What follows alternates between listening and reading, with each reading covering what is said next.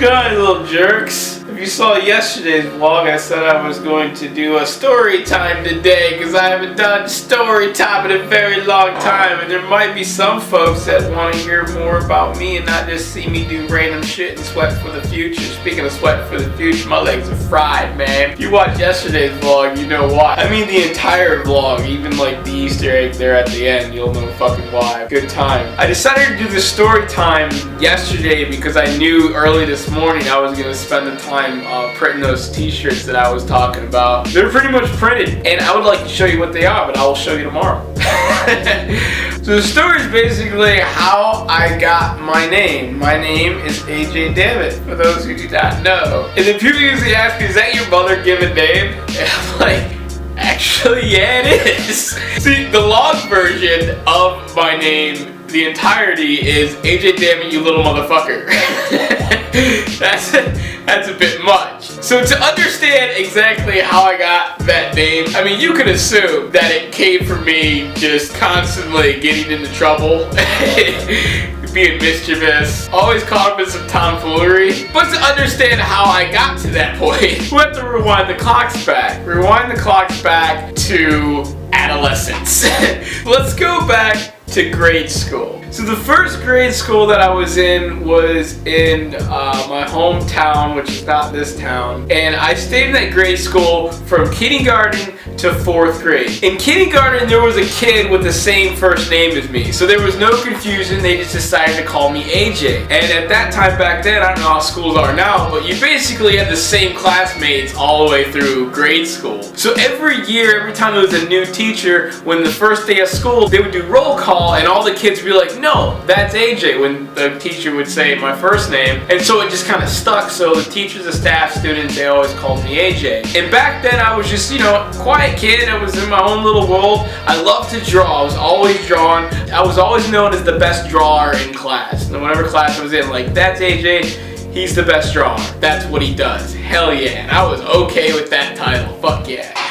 I don't know, I didn't really have a lot of friends during that time or whatever. I kind of stayed to myself, my own little world. And when I went home, home life was basically the same thing. See, most of the attention was always on my sister, I guess, because she's the girl. So no one really paid attention to anything I said or was like doing or anything. And, it was kind of the same way at school a little bit. Like if I drew something really cool, all the kids would be like, oh wow, look at that, But like for the most part, no one really gave a fuck about anything I had to say or anything I had to do or anything. So it dawned on me one day. It was like a light switch turned on. I was like, no one really fucking pays attention to anything I do or say. So this was like my first little taste of freedom, I guess. You're a kid. No one's paying attention to you. No one really is watching over you, yada yada yada, and that might fuck up some kids emotionally, maybe, I don't know. For me, I saw it as, man, I'm invisible. Yes, so a light switch turned on. I was like, I can say and do whatever I want, because apparently I'm invisible. Did I actually think I was literally invisible? No, but that was like my mindset, like I'm invisible. That's when I started just kind of saying and doing whatever I want, like, pushing my boundaries and seeing how much I could actually get away with. So the hijinks and tomfoolery, started to rise. The level of hijinks and shit started rising up. So like I mentioned in a previous story time about me getting thrown around like a sack of potatoes between all these cities, states, whatever. So after 4th grade, that was the time that I was really getting thrown around like all these crazy places and always in a different school, and just it was madness. So I remember specifically like just between 5th and like partially of 6th grade, the different schools, the new schools I was going to, it wasn't like my grade school was. I wasn't known as like, oh, the best drawer in class. That's when bullying started. I was known as like the victim, I guess. Kids are fucking mean, So I was always getting picked on, always getting bullied, and it didn't fuck with me really. It didn't like bother me too much. I just had an understanding like, man, I don't have any friends at school. Whatever, like I just don't talk to you people.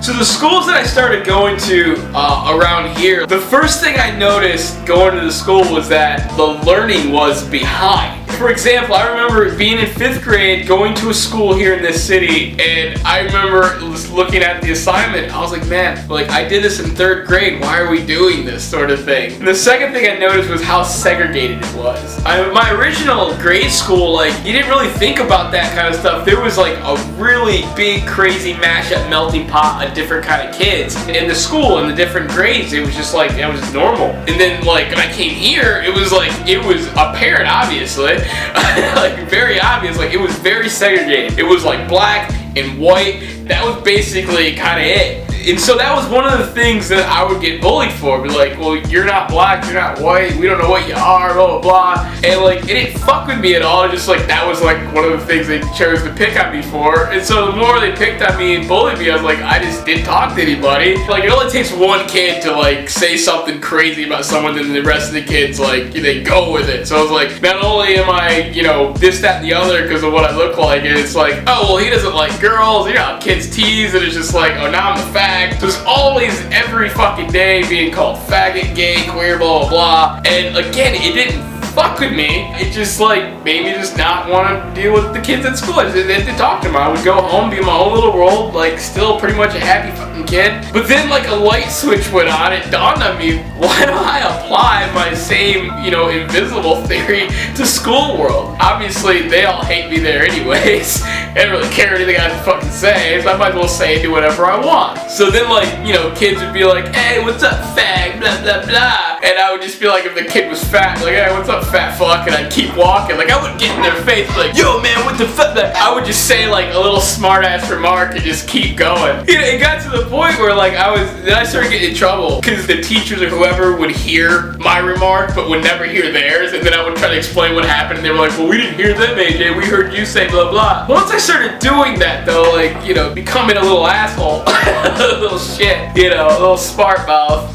punk, the bullying kind of tapered off a little bit. And like, I don't know if it would have eventually ended or not. I got taken out of that school before I even saw the end of it. So fast forward to junior high. It was gonna be a new school, you know, new area, first year of junior high. I still had the mindset from the previous schools and everything, and this, like, you know, how I've been doing things. But in junior high, it was weird, it was different. It was the first time where like, kids didn't really bully me. They didn't pick on me. I wasn't ostracized, nothing like that. Kids actually wanted to talk to me, actually made some friends. But I still had the mindset of like, well, I'm gonna do is say whatever I want because like, you know, just had that, it's like embedded into my head at this point. When you're young, you're easily impressionable. No matter what, you know, inspires you. You can inspire yourself or a TV show or whatever, it doesn't matter. So that's me, I'm just like full on into this now. I'm committed to just doing whatever I want, sort of thing. So during this time, you know, going into junior high, that's when I started skateboarding.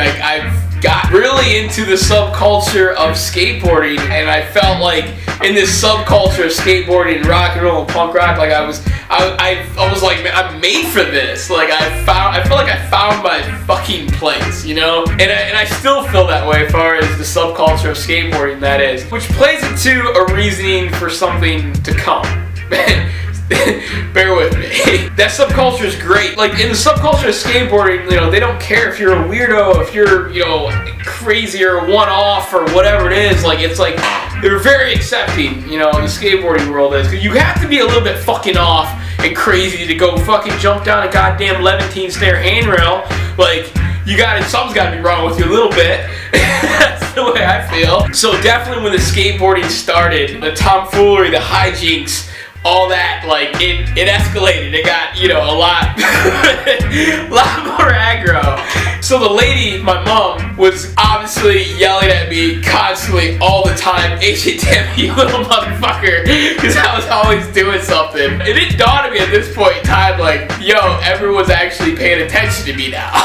Like, it didn't dawn on me at all. So like the kids that would, like, you know, in passing would come to my house or whatever, not so much my, like, you know, hardcore ninja friends, like they know my name. But like the kids would start to think my name was AJ Damnit because she said it so much. And then, you know, kids would, like, you know, kind of tease a little bit, hey AJ Damnit, blah blah blah. And instead of like you know, being a sourpuss about it, I just fucking embraced it and ran with it. So like, just the hijinks and everything just kept growing and growing and growing, and it kind of stopped.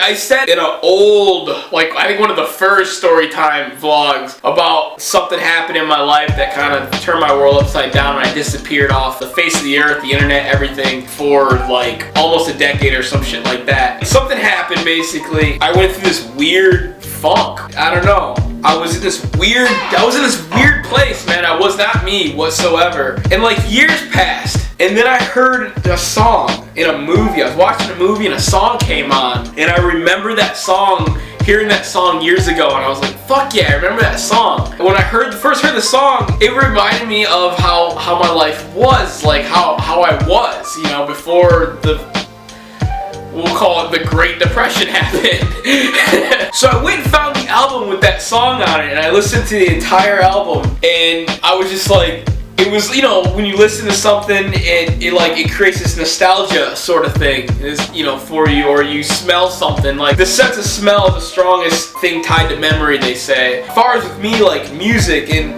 they've been doing studies with this. Side note, like elderly people that have Alzheimer's, they will play a song that they used to listen to from their time or whatever, and it helps them remember life. Like they're able to tell full-on stories now. There's videos on this on YouTube. YouTube it. It's crazy. It'll bring a tear to your eye. It's fucking a good time. But anyways, so this is sort of what was going on. Like I started digging through all my old CDs, every band that I used to listen to, and all this stuff, and I'm just like, I'm basically like in self-rehab at this point, like trying to get over this fucking thing that happened to me, trying to get my head, trying to pull the fuck together basically. And honestly, I'm still not 100% fucking together, and I'm getting more and more together obviously as the days go on. Let's fast forward right now into the present. Now like I said, the subculture of skateboarding is great. I love it. I love it to death. There's a bond there in skateboarding. You don't even have to speak the other person's language or anything. You guys have a common bond. You're like family, you're blood because of a little piece of wood for wheels. It's amazing subculture, culture to be a part of. And you know, they're more accepting, and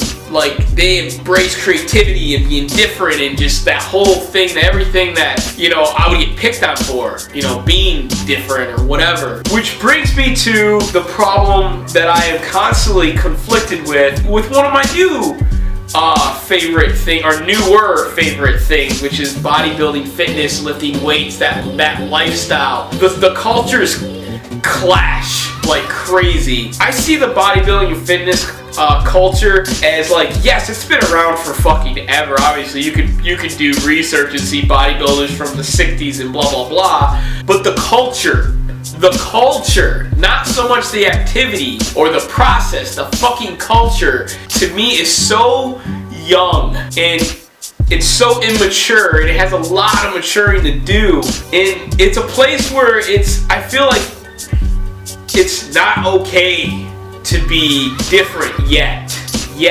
Everyone has like their certain way of doing things, you know, they're like, and everyone thinks they're right in their way of doing things, and that their belief on the activity of lifting weights is right, and it's always clashing, you know? Me, I like to think of myself as a creative motherfucker. I definitely march and beat of my own drum sort of thing, and it's like, in the fitness world, the industry is just like, it's you know, I don't know how to fucking say it without, like, only thing I know is not how it could be, okay, if that makes sense. It's just very shallow at times, and I don't know, like, there's a lot of the same people. I feel like it's a lot of carbon copies, if that makes sense. It's like this. It's like every time you see, you know, a bodybuilding magazine or a fitness magazine or a fitness video on YouTube or whatever Instagram page, it's always the same ideas. It's always the same presentation, content. It's always the same packaging. It's always the same, and it's always surface level shit. You know, and it's never, it's just, you know, I don't know, it's never that exciting. But that's why I make my videos the way I do it. I've said it before. I see things a little different, and I want to share a different angle, a different perspective of what it can be viewed as, what it can be, you know? It doesn't have to be what people have said it is for so long. It can be something else. You can be something else, you know? You don't have to fall into this fucking category of whatever the fuck it is that people want you to be in the fitness world, out of the fitness world, whatever. Like, that goes for everything. And I like to say to those that can see past my tomfoolery and stupid stuff I do in the gym and all the crazy, the way I edit, and they can see it for what it is and what I'm doing, congratulations. You motherfuckers are ahead of the curve. Anyone else that's like, I don't fucking get it, catch up, keep up. Like, I don't want to come off as like fucking crazy cocky or this, that, and the other, but if I do, fucking I don't care. But I know the new people, the newcomers that get into the fitness and the bodybuilding lifestyle and that and the other, like, they just jump right in it, you know what I mean? And they just kind of go with whatever everyone's doing, and I think people are afraid to do things a little bit different. Or maybe people just aren't, in the fitness world, aren't that creative. I don't know what it is, but it's weird to me. I don't feel like I'm at home in the bodybuilding fitness culture. I don't feel at home there. I feel like a fucking outcast. You know? Which, whatever, I'm cool with being the outcast. But from an outsider looking in, I just see like, man, everything is the same. Everything is the same. Like, is anyone doing anything different with this lifestyle or this culture? Is anyone trying to showcase this culture in a different light, in a different angle, in a different way? And if they're not, why aren't they? Why is it the same thing over and over again? I mean, the idea, I guess, is to inspire people to join the movement, join the culture. Like, if doing the same thing over and over again isn't really inspiring people, then shouldn't you try something else? The definition of madness is doing the same thing over and over again, expecting a different result.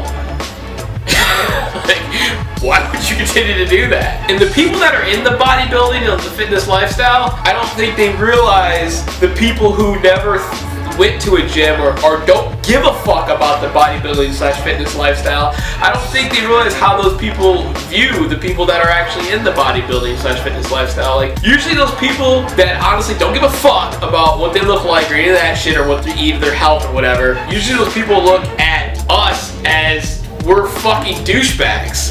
You know, let me not say they all do, but I'm saying like a good chunk of them, that's how they see us. Like, oh, you're a fucking douchebag. You're working out to be aesthetic or look good or whatever. Like, you're a fucking tool. Like, that's how the general public that don't give a fuck about their health or fitness, whatever, that's how they fucking view us. That's what it is. We're not seen as cool. We're only seen usually as cool to those who aspire to be a part of this lifestyle. But those who don't give a fuck, we're seen as douchebags usually. Not saying everyone thinks that, but that's reality for your ass right there. You know? So the question in my head is like, well, how do you inspire those people who think you're a fucking douchebag? By shoving a fucking how to do a bicep curl video in their fucking face?